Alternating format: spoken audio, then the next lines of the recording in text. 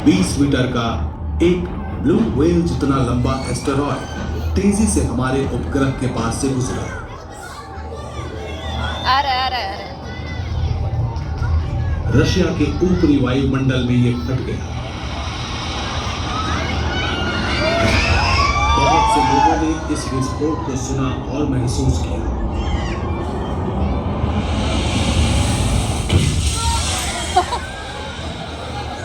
बहुत से लोग घायल भी हुए। बर्फीली झील के इस छेद से उस चट्टानी टुकड़े के आकार का अंदाजा होता है जो आसमान में नहीं जला। छोटे एस्टेरॉयड भी बेहद खतरनाक हो सकते हैं। तो हम अपने बचाव के लिए क्या कर रहे हैं? क्या होते हैं ये एस्टेरॉयड?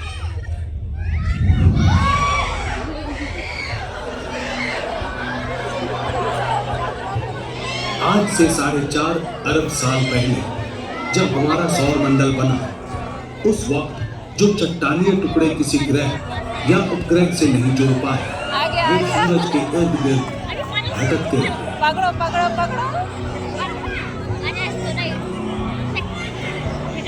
भटकने वाले उन्हीं टुकड़ों में से ज्यादातर एस्टेरॉयड बन गए। इनमें से कुछ ठोस चट्टान है और बाकी कुछ की सतह से पानी होने का प्रमाण मिला है, जो हमें हैरान करता है। क्या एस्टेरॉयड की टक्कर से ही धरती पर पानी आया और जीवन की शुरुआत हुई? हम लोग चढ़ गए ऊपर। अगान हम लोग ऊपर जा रहे हैं। हाँ। ये छोटे कंकर से लेकर विशाल चट्टान के आकार के हो सकते हैं। हमारे चंद्रमा का 1/4 भी। हमने सबसे विशाल एस्टेरॉयड को ढूंढ निकाला है। ये पृथ्वी से टकराव के रास्ते में नहीं आता, लेकिन इस जैसे छोटे एस्टेरॉयड से हमें ज्यादा खतरा है। फुटबॉल के मैदान से भी छोटे, इन्हें खोजना कठिन है, लेकिन हम ढूंढ रहे हैं।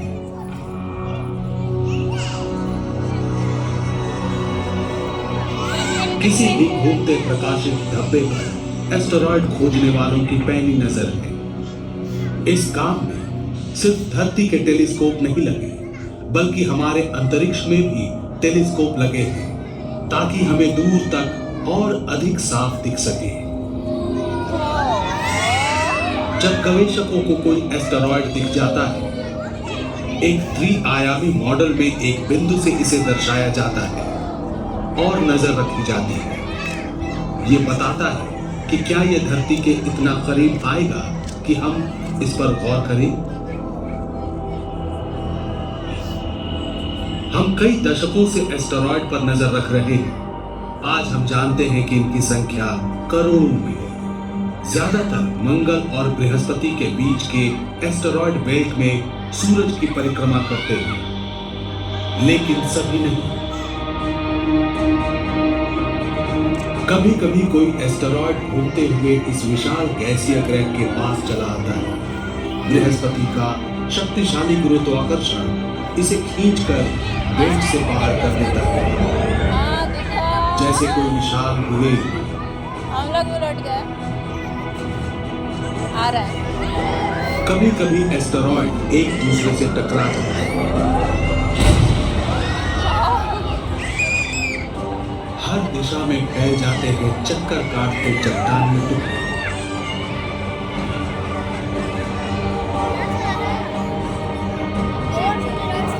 मान लीजिए हमें धरती से टकराव वाली राह पर चलते एस्टेरॉयड का पता चलता है। उम्मीद है कि समय रहते इसे देख लिया जाए और ये अनेकों वर्ष दूर होगा। हमें बचाव करने के लिए उपयुक्त समय मिलेगा, लेकिन एक एस्टेरॉयड को सच में समझने के लिए हमें और भी गौर से देखने की जरूरत है।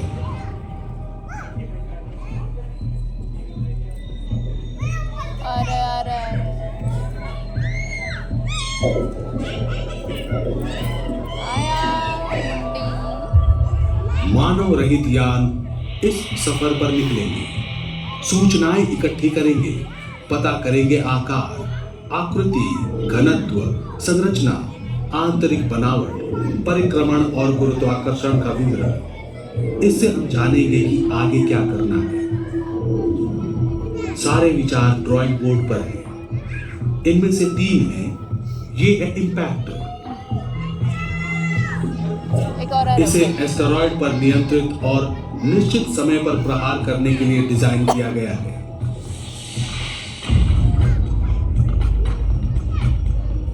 इससे एस्टेरॉयड की गति तथा परिक्रमण पथ बदल जाएगा और यह पृथ्वी से दूर हो जाएगा। जितना अधिक वक्त होगा, प्रहार उतना ही कम लगेगा।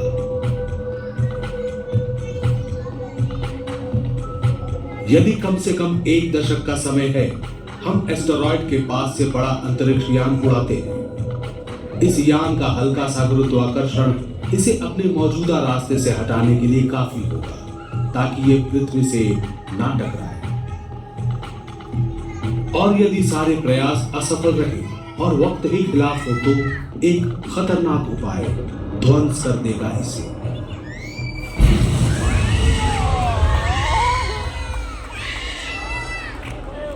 खतरनाक क्योंकि एस्टेरॉयड को ध्वंस करने से इसके कई छोटे टुकड़े हो सकते हैं जो धरती से टकरा सकते हैं। लेकिन आप क्यों हैं यहां? एस्टेरॉयड के संभावित चोट से रक्षा करने के लिए तो नहीं, क्योंकि ये काम तो मशीनों का है, इंसानों का नहीं। यदि आप यहां हैं तो वजह है कि आप एक एडवेंचर का हिस्सा हैं।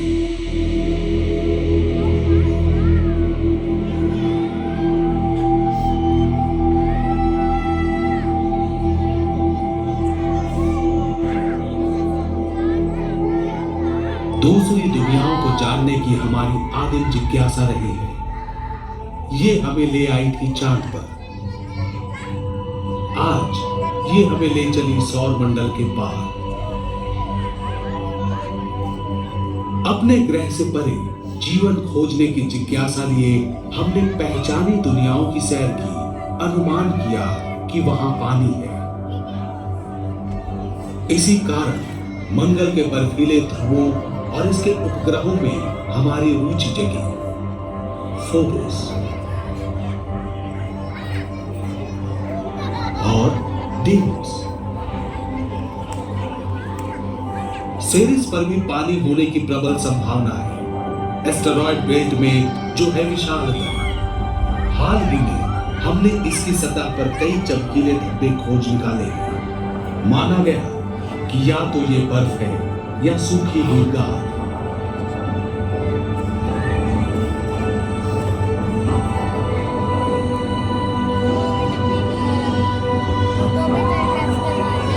पानी का एक और विशाल संग्रह बृहस्पति के एक उपग्रह यूरोपा पर है। सोचा गया कि बर्फ की गहरी परतों के नीचे जमा हुआ विशाल सागर या झील है।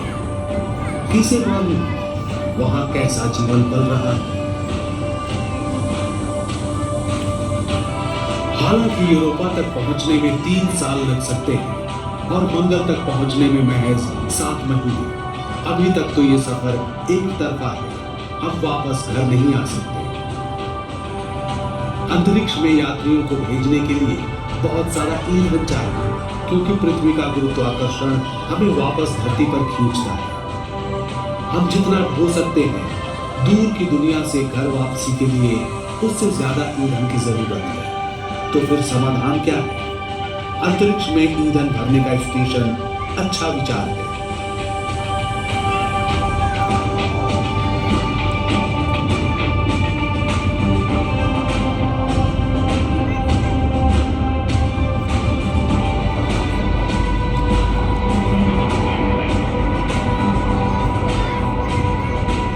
लेकिन एक ऐसे छोटे या बड़े स्टेशन के लिए भी पहले धरती से ही ईंधन ले जाना पड़ेगा।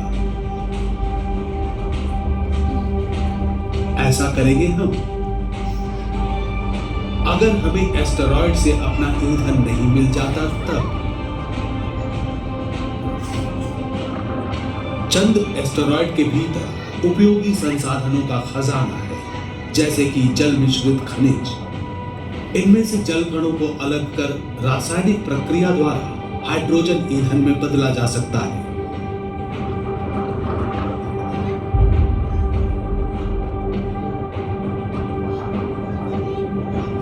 इनमें से सांस लेने के लिए ऑक्सीजन और पीने के लिए पानी भी निकाल सकते हैं।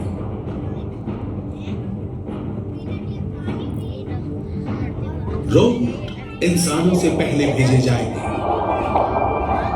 वो एस्टेरॉयड की संरचना का निरीक्षण करेंगे, इसके गुरुत्वाकर्षण का नक्शा बनाएंगे एवं पीछे आने वाले अंतरिक्ष यात्रियों के यान उतरने के सुरक्षित स्थान का पता लगाकर चिन्हित करेंगे। यहाँ धरती पर हम तैयारी करेंगे हमारे सबसे चुनौतीपूर्ण अभियान की।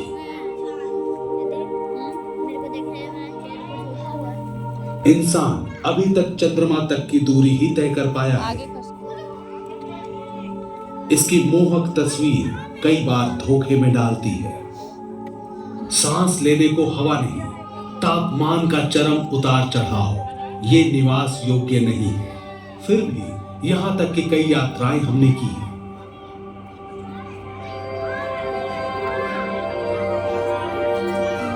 हम पृथ्वी के निचले परिक्रमण पथ तक भी पहुंचेंगे। यहां स्पेस वॉक का अनुभव कितना रोचक होगा।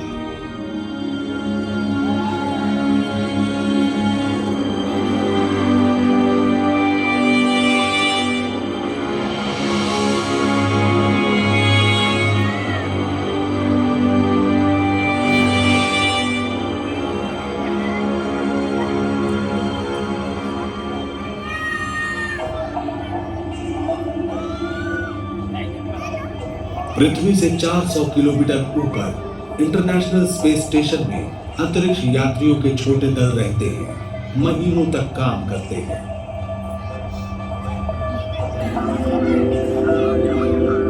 और काम बहुत से हैं। न्यूनतम गुरुत्वाकर्षण में शोध से लेकर यान की मरम्मत करना।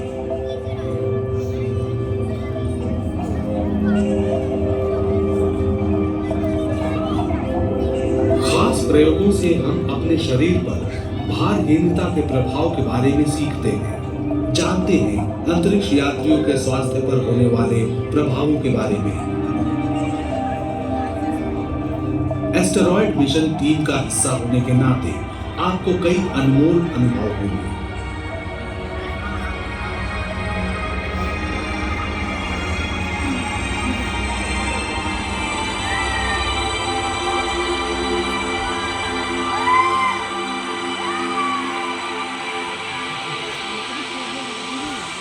अंतरिक्ष के प्रशिक्षण का एक और स्थान है दूर पृथ्वी के ऊपरी परिक्रमण पथ में।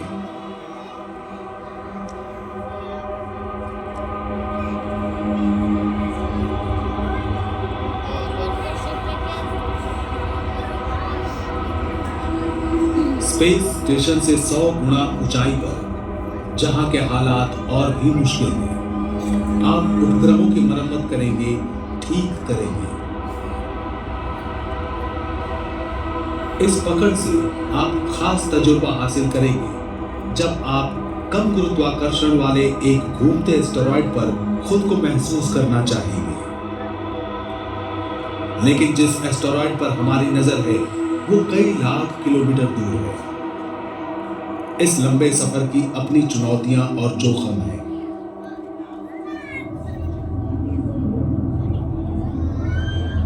आप अभी धरती के चुंबकीय घेरे में हैं। ये घेरा उत्तकों को नुकसान पहुंचाने वाले सौर विकिरण और उससे बाहर से आने वाली महाकाशीय किरणों के लिए सुरक्षा कवच है। इस घेरे से बाहर रहना बेहद खतरनाक होता है। इसीलिए वैज्ञानिक अंतरिक्ष यात्रियों को सुरक्षित रखने के उपायों पर काम कर रहे हैं।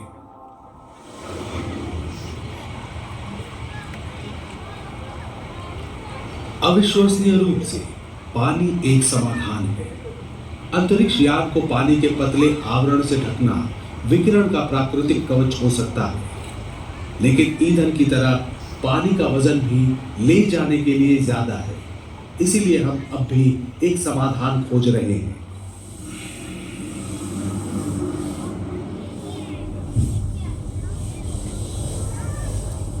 एक और चुनौती भी है। हमें अंतरिक्ष तक पहुंचाने वाले हार्डवेयर की तरह हमारे दिमाग का सॉफ्टवेयर उतना अनुकूल ना हो। आज तक धरती से इतनी दूर कोई नहीं पहुंचा। वो क्षण आनंद का भी होगा और तनाव का भी। और महीनों तक बंद रहने का परिणाम क्या होगा? इस कैदी जीवन पर आपकी प्रतिक्रिया क्या होगी?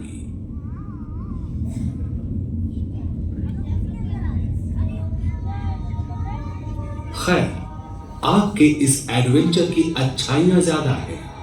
अंतरिक्ष यात्रियों ने चंद्रमा से धरती को देखकर खूबसूरत, शानदार, नाजुक कहा था। सबसे पहले आप ही होंगे जो इतनी दूर से धरती को देखेंगे। इस अनुभव से आपके भीतर कैसी भावनाएं उमड़ सकती हैं? धीरे धीरे हमारा ग्रह एक बिंदु में बदलकर नक्षत्रों से भरे आसमान में विलीन हो जाएगा। इतनी दूर किसी मुसीबत में जल्दी सहायता भी नहीं पहुंच पाएगी। इतना अलग थलग होकर कैसा महसूस करेंगे आप? आपकी इस महान यात्रा के बाद अगला कदम, जिसके लिए आप तैयारी कर रहे थे सालों से,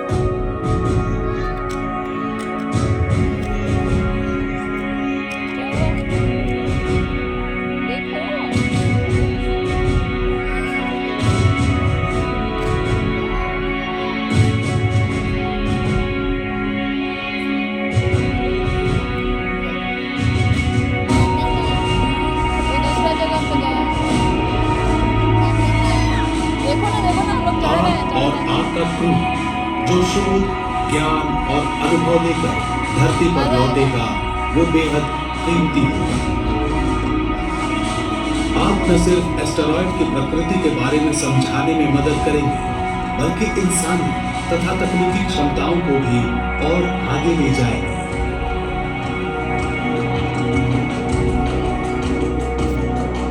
ये दुस्साहसिक अभियान लंबी यात्राओं के लिए तैयार होने और ईंधन को बीच राह में फिर से भरने के लिए खास पड़ावों के निर्माण की तरफ एक महत्वपूर्ण कदम होगा।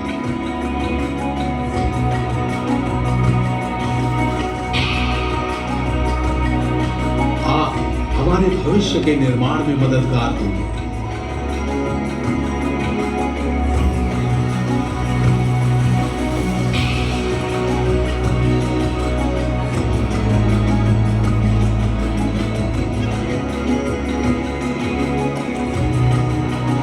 इंटरनेशनल स्पेस स्टेशन की तरफ यहां से भी यात्री आ जा सके, रह सके, काम कर सके और सुदूर भविष्य में सौर मंडल को पार करने की भी बुनियाद है।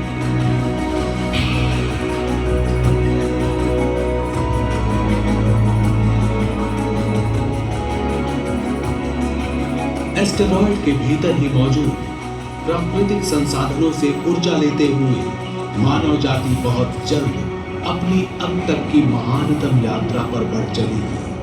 दूर की दुनिया अब हमारी पहुंच में है।